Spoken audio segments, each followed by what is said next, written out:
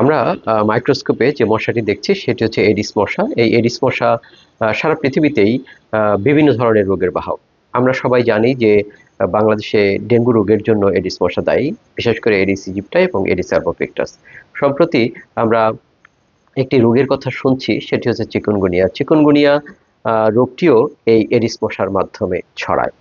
শুধুমাত্র ডেঙ্গু নয়, dengue, chikungunya, Zika, কোনো কোনো দেশে ইয়েলো ফিভার, এই 4টি রোগ একসাথে এই একই মশা ছড়ানো সক্ষম এবং ছড়াতে পারে। পৃথিবীর বিভিন্ন দেশে এই মশাটিকে ডেডলি মসকিটো বলা হয়। সবচেয়ে যে মশাটি সবচেয়ে বেশি রোগ ছড়ায় সেটি হচ্ছে এডিস মশা।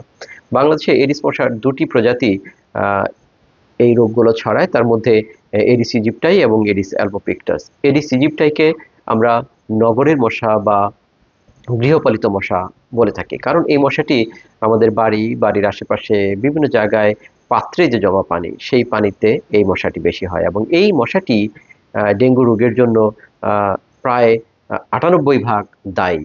কোনো কোনো জায়গায় এডিস অ্যালবোপিক্টাস ডেঙ্গু রোগ ছড়ানোর জন্য দায়ী বলে বলা হয়।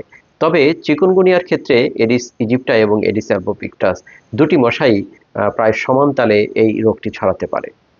সেজন্য একটি মশা, এডিস ইজিপ্টাই এবং এডিস অ্যালবোপিক্টাস, যে মশাটি পাত্রে জমা পানিতে হয়, অ্যালবোপিক্টাস মশাটি হয় গাছের কোটর, গাছের গর্ত, বাঁশ কেটে রাখার যে জায়গাটি ফাঁকা থাকে সেখানে, যেখানে গাছপালা বেশি থাকে সেখানে অ্যালবোপিক্টাস মশাটি হয়।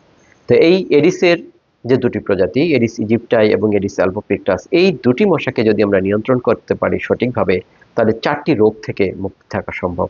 একটি হচ্ছে ডেঙ্গু, চিকুনগুনিয়া, জিকা এবং ইয়েলো ফিভার। সমন্বিত মশক ব্যবস্থাপনার মাধ্যমে এই মশাটিকে নিয়ন্ত্রণ করা অত্যন্ত জরুরি।